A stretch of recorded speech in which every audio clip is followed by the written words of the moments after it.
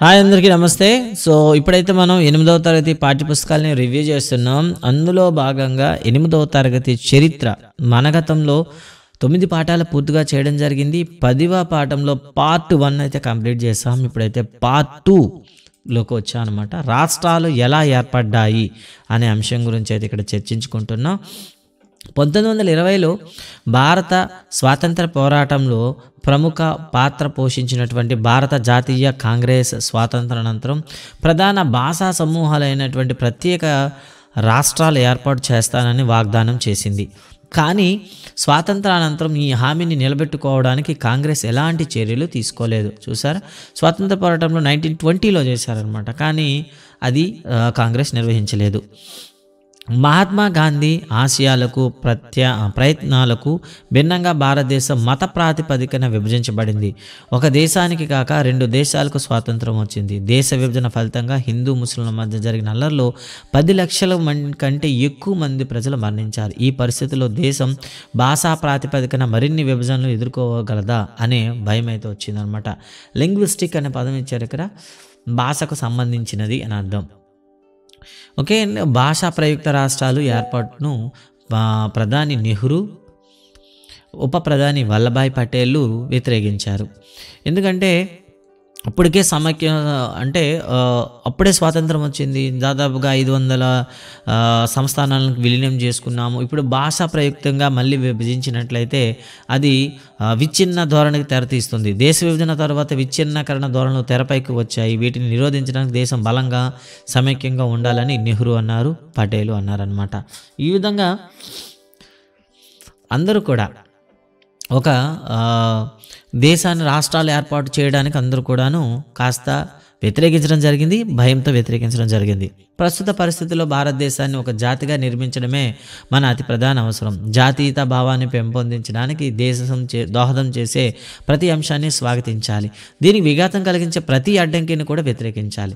అదే సమయంలో భాషా ప్రయుక్త రాష్ట్రాల ఏర్పాటును కూడా ఇదే గీటురాయిపై పరీక్షించాము. మా అభిప్రాయం ప్రకారం మేము మద్దతు ఇవ్వలేము అంటూ కాంగ్రెస్ నేతలు ముందు ఇచ్చిన వాగ్దానంపై వెనక్కి తగ్గడం ప్రజల్లో తీవ్ర నిరాశతను కలిగించింది. ఈ పటంలో అయితే మనకు కనిపిస్తుంది పొట్టి శ్రీరాములు గారు, గాంధేయవాద నాయకుడు, తెలుగు మాట్లాడే వారికి ప్రత్యేక రాష్ట్రం కోసం ఆమరణ నిరాహరణ దీక్ష చేసి మరణించడం కూడా జరిగింది. కన్నడ, మలయాళం, మరాఠీ మాట్లాడే వారంతా తమకు సొంత రాష్ట్రాలు ఏర్పడ్డాయని ఎదురు చూశారు. అయితే మద్రాస్ ప్రెసిడెన్సీలోని తెలుగు ప్రజలున్న జిల్లాల నుండి బలమైన నిరసనలు ప్రారంభమైనాయి. 1952 సార్వత్రిక ఎన్నికల సమయంలో నెహ్రూ అక్కడి ప్రచారానికి వెళ్ళినప్పుడు మాకు ఆంధ్ర రాష్ట్రం కావాలి అంటూ నల్ల జెండాలు ప్రదర్శిస్తూ నినాదాలు చేశారు. అదే సంవత్సరంలో అక్టోబర్లో పొట్టి శ్రీరాములు అనే ప్రముఖ గాంధేయవాది తెలుగు ప్రజల ప్రయోజనాలను కాపాడేందుకు ఆంధ్ర రాష్ట్రాన్ని ఏర్పాటు చేయాలని డిమాండ్ చేస్తూ నిరాహార దీక్ష ప్రారంభించారు. ఆ నిరాహార దీక్షకు తెలుగు ప్రజలు పెద్ద ఎత్తున మద్దతు ప్రకటించారు. పలు పట్టణాల్లో హర్తాళ్ళు, బందులు జరిగాయి. 58 రోజులు నిరాహార దీక్ష చేసిన పొట్టి శ్రీరాములు 1952 డిసెంబర్ 15న మరణించారు. ఒక వార్తా పత్రిక రాసినట్లుగా శ్రీరాముల మరణ వార్త ఆంధ్ర ప్రాంతాన్ని గందరగోళంలో నెట్టివేసింది. ఆంధ్ర రాష్ట్రం అంతా వ్యాపించిన తీవ్రమైన నిరసనల కారణంగా కేంద్ర ప్రభుత్వం వారి డిమాండ్ను అంగీకరించవలసి వచ్చింది. ఆ విధంగా అక్టోబర్ 1, 1953న ఆంధ్ర రాష్ట్రం ఏర్పడింది. తర్వాత అది ఆంధ్రప్రదేశ్ అయ్యింది. ఇలా ఆ రాష్ట్రాల విభజన అనేది ముందుగా ఆంధ్ర రాష్ట్రంతో ప్రారంభమైందని చెప్పారనమాట.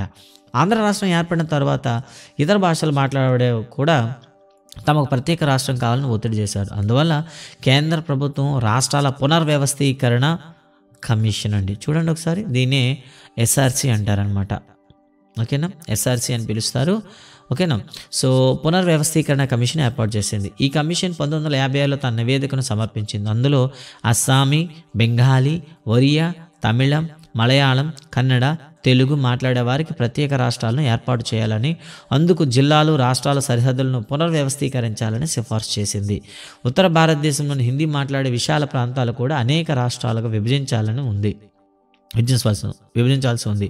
మరికొంతకాలం తర్వాత 1960లో ద్విభాషా రాష్ట్రమైన బొంబాయి నుండి మరాఠీ మాట్లాడే వారి కోసం మహారాష్ట్రను, గుజరాతీ మాట్లాడే వారి కోసం గుజరాత్ను ఏర్పాటు చేశారు. ఇక్కడ చూడండి ఏ సమయంలో ఏ రాష్ట్రాలు ఏర్పడ్డాయి.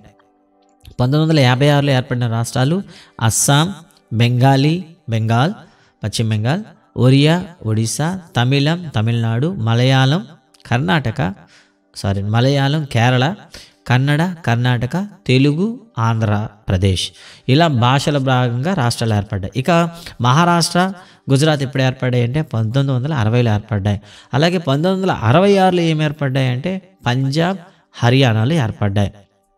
ఇలా పంజాబీ మాట్లాడే వారికి పంజాబ్ రాష్ట్రాన్ని, వీరిలో ఎక్కువగా సిక్కులు ఉన్నారు. మిగిలిన వారికి పంజాబీలు కాకుండా హిందీ మాట్లాడే వారికి హర్యానా రాష్ట్రాలు ఇవ్వడం అయితే జరిగిందనమాట. ఇలా మనకి భాషా ప్రయుక్తంగా రాష్ట్రాలు ఏర్పడ్డాయి.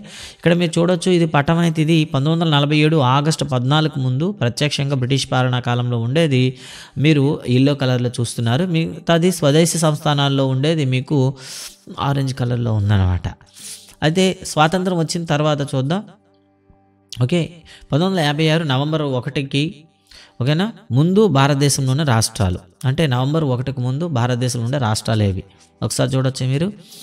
ఆంధ్ర, మద్రాసు కలిసి ఉండేది, మైసూరు, హైదరాబాదు, మధ్యప్రదేశ్, బీహారు, ఒరిస్సా మొత్తం కలిపి ఉన్నాయన్నమాట ఇక్కడ. సో అదే 1956 తర్వాత భాషా ప్రయుక్త రాష్ట్రాలు ఏర్పడిన తర్వాత ఎలా ఉంది, ఇక్కడైతే మీకు రాష్ట్ర విభజన అయితే జరుగుతూ ఉంది. క్లియర్గా కొన్ని రాష్ట్రాలు అయితే ఉన్నాయన్నమాట.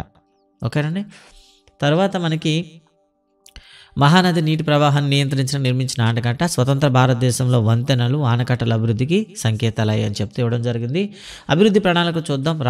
రాజ్యం అనే పదానికి అర్థం ఏంటి? ప్రభుత్వానికి సంబంధించినది అని అర్థం అనమాట. ఓకే, ఈ డ్యామ్ అయితే మీకు కనిపిస్తుంది. సో ఇది మహానది పైన ఉంది, హీరాకుడ్ ప్రాజెక్ట్ అందాం. అభివృద్ధి కోసం ప్రణాళిక, భారతదేశాన్ని భారతీయులు పేదరికం నుండి దూరం చేసి ఆధునిక సాంకేతిక పారిశ్రామిక పునాదిని నిర్మించడం ఆనాటి ప్రధాన లక్ష్యం. ఆర్థిక అభివృద్ధి తగిన విధానాలు రూపొందించి అమలు చేయడంలో సహకరించడానికి ప్రభుత్వం 1950లో ప్రణాళిక సంఘాన్ని ఏర్పాటు చేసింది. విస్తృత ప్రాతిపదికపై మిశ్రమ ఆర్థిక వ్యవస్థ నమూనా ఆమోదించబడింది. వీటి ప్రధాన అంశాలు ఉత్పత్తిని పెంచడం, ఉపాధి కల్పించడంలో ప్రభుత్వ, ప్రైవేటు రంగాలు రెండూ ముఖ్యమైనవి. పరస్పర పరిపూరకమైన పాత్రను పోషించి వీనిలో ఏ రంగం పాత్ర ఎంతవరకు అనేది ప్రణాళిక సంఘం నిర్ధారిస్తుంది. అంటే ప్రభుత్వ రంగంలో ఏ పరిశ్రమ ఉండాలి, ప్రైవేటు రంగంలో ఏవి ఉండాలి, వివిధ ప్రాంతాలు, రాష్ట్రాల మధ్య సమతుల్యత ఎలా సాధించాలనేది ఈ ప్రణాళిక సంఘం నిర్ణయిస్తుందన్నమాట. నిర్మాణ దశలో ఉన్న గాంధీ సాగర్ ప్రాజెక్ట్ అంటూ మనకి ఇవ్వడం జరిగింది. ఇది మధ్యప్రదేశ్లోని చంబల్ నది పైన నిర్మించిన 4 డ్యాములలో మొదటిది. ఇది 1960లో పూర్తయింది. సో గుర్తుపెట్టుకోండి, చంబల్ నది పైన కట్టినటువంటి డ్యామ్ గాంధీ సాగర్ ఆనకట్ట మధ్యప్రదేశ్లో ఉంది, చంబల్ నది పైన ఉంది. సో ఇలా గుర్తుపెట్టుకోండి. ఇమేజ్ పైన కూడా బ్రిడ్లు వస్తాయి. 1956లో రెండో పంచవర్ష ప్రణాళికను ప్రారంభించారు. ఇందులో ఇనుము, ఉక్కు వంటి భారీ పరిశ్రమల అభివృద్ధిపై, పెద్ద ఆనకట్ల నిర్మాణంపై ప్రముఖంగా దృష్టి సారించారు. ఈ రంగాలు ప్రభుత్వ నియంత్రణలో ఉంటాయి. భారీ పరిశ్రమలపైన దృష్టి, ఆర్థిక వ్యవస్థపై ప్రభుత్వ నియంత్రణ తర్వాత దశాబ్దాలలో ఆర్థిక విధానానికి మార్గదర్శకమైంది. ఈ విధానాన్ని అనేక మంది సమర్థించినప్పటికీ వీటిపై అనేక విమర్శలు కూడా ఉన్నాయి. అంటే అటు భారీ ప్రాజెక్టులన్నీ కూడా ప్రభుత్వమే నిర్మించి వాటిని నియంత్రించాల్సిన బాధ్యత కూడా ప్రభుత్వం పైన ఉందని చాలామంది అన్నప్పుడు కూడాను తర్వాత కాలంలో దానిపైన చాలామంది వ్యతిరేకులు కూడా ఇవ్వడం అయితే జరిగిందనమాట. ఇక పంచవర్ష ప్రణాళికలపై నెహ్రూ అభిప్రాయం చూద్దాం ఒకసారి. ప్రణాళిక ప్రక్రియకు ప్రధానమంత్రి జవహర్లాల్ నెహ్రూ గొప్ప సమర్థకుడు. వివిధ రాష్ట్రాల ముఖ్యమంత్రులకు నెహ్రూ రాసిన అనేక లేఖల్లో ప్రణాళిక ఆశయాలు, ప్రయోజనాలను వివరించారు. నెహ్రూ 1952 డిసెంబర్ 22న తేదీన రాసిన ఉత్తరంలో క్రింది విధంగా పేర్కొన్నారు. ఒకసారి చూద్దాం. మొదటి పంచవర్ష ప్రణాళిక వెనుక భారతదేశ సమైక్యతా భావన, ప్రజలందరి బృహత్తర సహకార ప్రయత్నం ఉన్నాయి. వీటిని అమలు చేయడానికి కేవలం ప్రభుత్వ యంత్రాంగం మాత్రమే సరిపోదనే ప్రజల ఉత్సాహం, సహకారం కూడా ఎంతో అవసరం అని మనం ఎల్లప్పుడూ గుర్తుంచుకోవాలి. మనం నిర్దేశించుకున్న తదుపరి లక్ష్యాలను సాధించడానికి ప్రజలు ఒక బృహత్తర కార్యంలో భాగస్వాములమనే భావనతో ప్రభుత్వంతో కలిసి పనిచేయాలి. అర్థశాస్త్రవేత్తలు, గణాంక శాస్త్రవేత్తలు తదితరులు అంచనాల ఆధారంగా ప్రణాళికలు తయారు కావాలి కూడా. అంకెలు, గణాంకాలు చాలా ముఖ్యమైనప్పటికీ అవి ఈ పథకానికి జీవాన్నివ్వరు. జీవాన్ని ఇవ్వవు. అవి ఇతర మార్గాల ద్వారా ప్రాణం పోసుకుంటాయి. కాగితాలలో నిర్జీవంగా పడి ఉండే ఈ ప్రణాళికలు ప్రజల అంచనాలను చేరువైనప్పుడే అవి సజీవమై, కీలకమై, చురుకైనవిగా పిలువబడతాయి అంటూ ముఖ్యమంత్రులకు రాసినటువంటి లేఖ అండి ఇది. ఇక ఈ ఫోటోలో మీకు చూడొచ్చు, ఇది ప్రోగ్రామ్ చూస్తే ఇది బిలాయ్ ఇనుము ఉక్కు కర్మాగారం అండి. జవహర్లాల్ నెహ్రూ బిలాయ్ ఇనుము ఉక్కు కర్మాగారాన్ని రష్యా సహకారంతో 1959లో స్థాపించారు. సో ఇక్కడ ప్రశ్న అండి, బిలాయ్ ఇనుము ఉక్కు కర్మాగారానికి ఏ దేశం సహాయం చేసింది, ఎక్కడ స్థాపించారు, ఎప్పుడు స్థాపించారు? ఓకే, ఛత్తీస్గఢ్లో స్థాపించారు. 1959లో రష్యా సహకారంతో స్థాపించారు. తర్వాత చూద్దామండి, ఇది వ్యవసాయానికి తగిన ప్రాధాన్యత ఇవ్వలేదని కొందరు భావించారు. రెండవ ప్రణాళిక, ఇది ప్రాథమిక విద్యను నిర్లక్ష్యం చేసిందని మరికొందరు వాదించారు. ఆర్థిక విధానాలు పర్యావరణంపై చూపే ప్రభావాలను ఇది పరిగణలోకి తీసుకోలేదని మరికొందరు భావించారు. మహాత్మా గాంధీ అనుచరులైనటువంటి మీరా బెహెన్ 1945లో క్రింది విధంగా రాశారు: విజ్ఞాన శాస్త్రం, యంత్రాల వల్ల కొంతకాలం మానవుడు భారీ రాబడిని పొందగలడు, కానీ అంతిమంగా అవి నిర్జనీకరణకు దారితీస్తాయి. మనం శారీరకంగా ఆరోగ్యంగా ఉండాలన్నా, నైతికత గల మానవ జాతిగా మనుగడ సాగించాలన్నా ప్రకృతి సమతౌల్యాన్ని అధ్యయనం చేయాలి.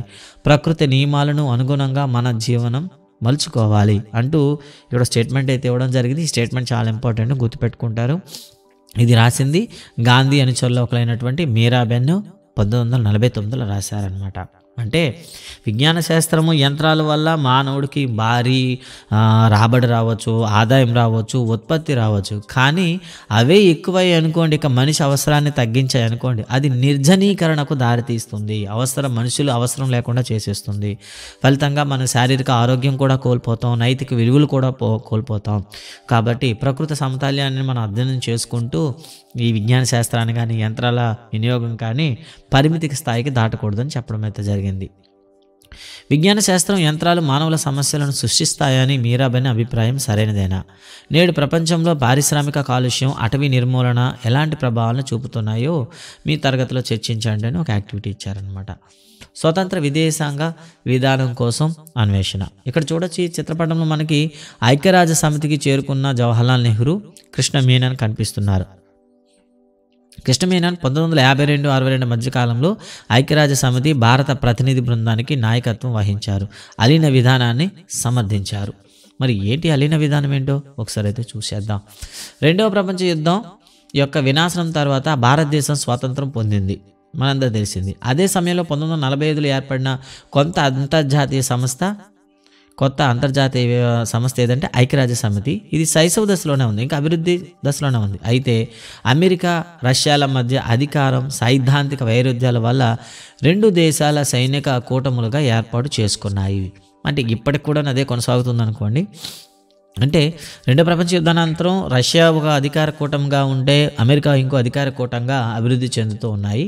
దీంతో 1950-60ల మధ్య ప్రచ్ఛన్న యుద్ధం ఆరంభమైంది. అంటే బయటకు కనిపించకుండా ఉత్పత్తిలో కానివ్వండి, సాంకేతికలో కానివ్వండి, వాటి మధ్య పోటీ ఎక్కువగా ఉంది. అదే సమయంలో వలస సామ్రాజ్యాలు అంతమవుతూ అనేక దేశాలు స్వాతంత్రం పొందుతూ ఉన్నాయి. అదే సమయంలో కొత్త దేశాలు కూడా స్వాతంత్రం పొందుతూ వస్తున్నాయి.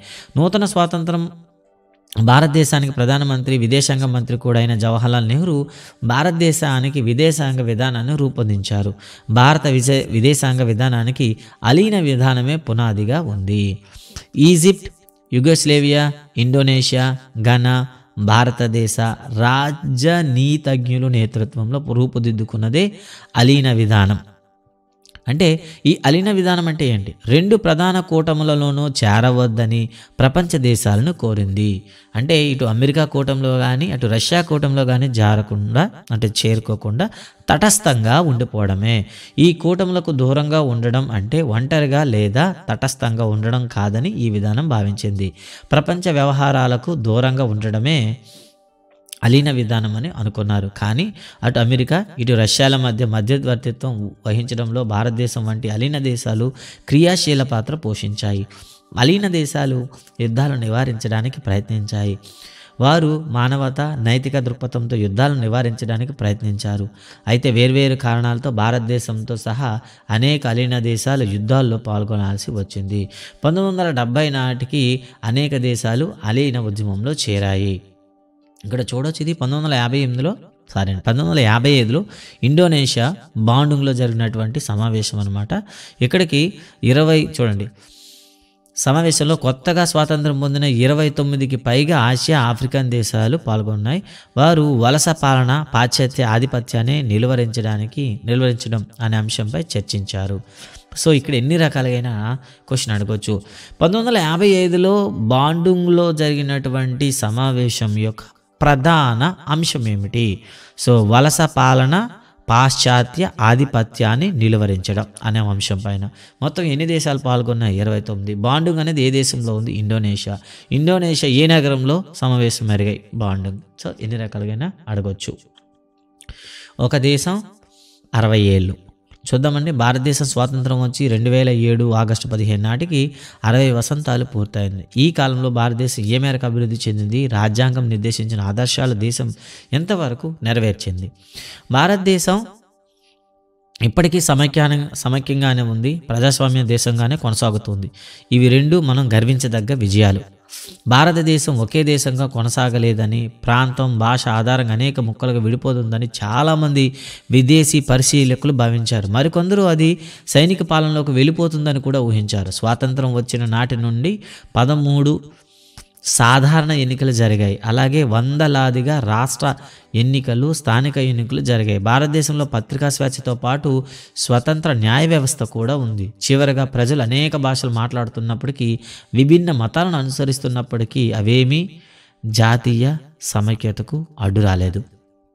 మరోవైపు అనాదిగా భారతదేశంలో అనేక రకాల విభేదాలు ఉన్నాయి. రాజ్యాంగపరమైన హామీలు ఉన్నప్పటికీ అంటరాని వారు, దళితులు అనేక రూపాల్లో హింసను, వివక్షను ఎదుర్కొంటూనే ఉన్నారు నేటికి కూడా. భారతదేశంలోని అనేక గ్రామాల్లో వారికి బావులు, చెరువులు, దేవాలయాలు, ఉద్యానవనాలు మరియు బహిరంగ ప్రదేశాల్లో కూడా ప్రవేశం లేదు. రాజ్యాంగంలో లౌకికవాద భావాలను పొందుపరిచినప్పటికీ అనేక రాష్ట్రాల్లో వివిధ మతాల మధ్య ఘర్షణలు ఇప్పటికీ జరుగుతూనే ఉన్నాయి. అన్నింటికి మించి చాలామంది పరిశీలకులు గుర్తించినట్లు ధనిక పేదల మధ్య అగాధం ఇంకా పెరిగింది.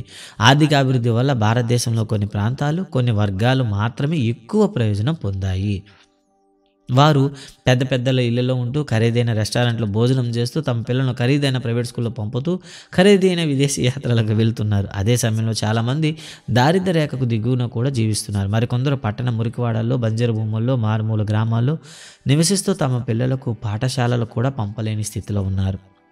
రాజ్యాంగం ప్రకారం చట్టం ముందు పౌరులందరూ సమానమే, కానీ నిజ జీవితంలో మాత్రం కొంతమంది గొప్పవారిగా చలామణి అవుతున్నారు. స్వాతంత్ర సమయంలో మనం నిర్దేశించుకున్న ప్రమాణాల ప్రకారం గణతంత్ర భారతదేశం అనుకున్న స్థాయిలో విజయం సాధించలేదు, అలాగని విఫలం కూడా కాలేదు. సో ఇది చూడొచ్చు. ప్రపంచంలోనే అతిపెద్ద మురికివాడ ఏది అంటే ధారావి. ఇది మన మహారాష్ట్ర, బొంబాయిలో ఉందండి. వీటి వెనుక ఎత్తైన భవంతులు అయితే మీరు చూడవచ్చు. చూస్తుంటే దూరంగా చూస్తే మీకు పెద్ద పెద్ద భవంతులు అయితే కనిపిస్తున్నాయి. ఇదంతా కూడా మురికివాడండి. ఇక శ్రీలంకలో ఏం జరిగింది? చాలా ఇంపార్టెంట్. దీనిపైన కూడా మనకు క్వశ్చన్స్ రావడానికి అవకాశం ఉంటాయి. 1956లో భారతదేశంలో భాషా ప్రాతిపదికన రాష్ట్రాల పునర్వ్యవస్థీకరణ జరిగింది. శ్రీలంక పార్లమెంట్, అప్పటి సిలోన్ అంటాం, అప్పట్లో సిలోన్ అనేవారు, ఇప్పుడైతే శ్రీలంక అంటాం, సింహాల భాషను దేశంలో ఏకైక అధికార భాషగా గుర్తిస్తూ ఒక చట్టాన్ని ప్రవేశపెట్టింది. అంటే సిలోన్లో మాట్లాడే భాష సింహాల భాష. ఆ భాషనే అధికారిక భాషగా ప్రకటించింది. ఈ చట్టం ప్రకారం ప్రభుత్వ పాఠశాలల్లో, కళాశాలల్లో, పబ్లిక్ పరీక్షల్లో, న్యాయస్థానాల్లో సింహాలం అధికార భాష. ఈ చట్టాన్ని ద్వీపం ఉత్తర ప్రాంతంలో నివసించే తమిళం మాట్లాడే మైనారిటీ ప్రజలు వ్యతిరేకించారు. వీరు మా భాషను తిరస్కరిస్తున్నారు అంటే మాకు అన్నీ తిరస్కరించినట్లే అని తమిళ పార్లమెంటు సభ్యులు ఆవేదన వ్యక్తం చేశారు. వారు శ్రీలంక విభజనను కోరుకుంటున్నారు. భయపడకండి, విభజించి శ్రీలంకను మీరు పొందుతారని నేను హామీ ఇస్తున్నానని మరొకరు హెచ్చరించారు. సింహాలం ప్రతిపక్ష సభ్యుడు ఒకడు ప్రభుత్వం తన మనసు మార్చుకోకుండా భాషా చట్టాన్ని అమలు చేస్తే ఈ చిన్న దేశం రక్తసిక్తమై 2 దేశాలు కావచ్చు అని భవిష్యత్తును కూడా అంచనా వేశారు. ఇలా శ్రీలంకలో భాషా ప్రయుక్తంగా చాలా విభేదాలు జరిగాయి. ఇదే సమయంలో మనకి ఇక్కడ చూడొచ్చు, శ్రీలంక జరిగిన అంతర్యుద్ధంలో తుపాకీ ఉన్న తమిళ ఉగ్రవాది ఉన్నారు. వీరిని ఎల్టీటీ అని సభ్యులు అని పిలుస్తాం. ఇప్పుడైతే పూర్తిగా లేదది. సో సింహాల భాషను తమిళం మాట్లాడే మైనారిటీలపై బలవంతంగా రుద్దడం వల్ల అనేక దశాబ్దాల పాటు శ్రీలంకలో అంతర్యుద్ధం చెలరేగింది. దీనికి మూలాలు తమిళం మాట్లాడే మైనారిటీలపై సింహాల భాషను తప్పనిసరిగా చేయడంలో ఉన్నాయి. బెంగాలీ మాట్లాడే తూర్పు ప్రాంత ప్రజలు తమ భాష అణచివేయబడుతుందని భావించినప్పుడు దక్షిణాసియా దేశమైనటువంటి పాకిస్తాన్ కూడా రెండుగా విభజించబడింది. వీటన్నిటికీ భిన్నంగా భారత్ ఒకే దేశంగా మనుగడ కొనసాగుతుంది. ఎందుకంటే మన దేశంలో అనేక ప్రాంతీయ భాషలకు స్వేచ్ఛ ఇవ్వబడింది. తూర్పు పాకిస్తాన్పై ఉర్దూ లేదా ఉత్తర శ్రీలంక సింహాలం విధించిన విధంగా దక్షిణ భారతదేశంపై హిందీని బలవంతంగా చేసి ఉంటే భారతదేశం కూడా అంతర్యుద్ధం లేదా విచ్ఛిన్నతకు ఎదుర్కోవాల్సి ఉండేది. నెహ్రూ, పటేల్ భయపడినట్లుగా భాషా ప్రయుక్త రాష్ట్రాలు జాతీయ సమైక్యత ముప్పు కలిగించక మరింత బలపరిచాయి. భారతదేశం వంటి పెద్ద దేశంలో ఒక భాష అణచివేయబడుతుందనే భయం లేకపోతే వివిధ భాషలు మాట్లాడేవారు సంతోషంగా సమైక్యంగా జీవిస్తారు అంటూ సంబంధించింది. అంటే ఇక్కడ శ్రీలంకలో అంతర్యుద్ధం వచ్చిందంటే కారణం ఏంటంటే సింహాలాన్ని అందరిపైన బలవంతంగా రుద్దడం. లేదా మీకు తూర్పు పాకిస్తాన్ ఇప్పుడు బంగ్లాదేశ్లో చూసుకున్న బంగ్లాదేశ్లో కూడాను ఎందుకు జరిగిందంటే అక్కడ మళ్ళీ ఉర్దూను బలవంతంగా రుద్దడం, వాళ్ళకి స్థానికంగా సమాన ప్రాధాన్యత ఇవ్వకపోవడం వల్ల మీకు తూర్పు పశ్చిమ అంటే ప్రధాన పాకిస్తాన్, తూర్పు పాకిస్తాన్ మధ్యలో సంఘర్షణ జరిగాయి. మన దేశంలో అన్ని రాష్ట్రాలకు సమాన ప్రాధాన్యత ఇవ్వడం, అన్ని భాషలకు సమాన వెయిటేజ్ ఇవ్వడం వల్ల మనకు అటువంటి సమస్యలు లేవు. ఇప్పటి వరకు అలానే కొనసాగుతుంది, భవిష్యత్తులో కూడా అలానే కొనసాగుతూ ఉంటుందని ఆశిద్దాం. సో గైస్, ఇది ఈ పాఠంలోనే ముఖ్యాంశాలు. సో దీంతో మనకి మన గతం కంప్లీట్గా అయిపోతుంది. ఇక నెక్స్ట్ మీకు కంటిన్యూ వీడియోస్ అనేవి వస్తూ ఉంటాయి. 8th క్లాస్ జాగ్రఫీ ఫినిష్ చేసిన తర్వాత పాలిటీలోకి వెళ్దాం. Thank you guys, thank you very much. ఈ వీడియో చూసినందుకు. వీడియో పైన మీ కామెంట్స్ కానీ, సలహాలు కానీ, సూచనలు కానీ ఇవ్వండి అందివ్వాలని ఆశిస్తున్నాం. ముందుగా టెక్స్ట్ బుక్ రివ్యూస్ అయిపోయిన తర్వాత ప్రతి టెక్స్ట్ బుక్ నుండి ప్రతి లెసన్ నుండి ఒక 30 నుండి 50 క్వశ్చన్లు అనేవి డైరెక్ట్గా మీకు క్వశ్చన్ల వారిగా వీడియోస్ కూడా చేయడం జరుగుతుంది. సో అంతవరకు కొద్దిగా ఓపికగా ఛానల్ని సహకరించండి. అందరికీ వీడియో చేరేటట్లు తోడ్పడండి. ముందుగా వీడియోస్ని లైక్ కొట్టండి. Thank you guys, thank you very much. జై హింద్.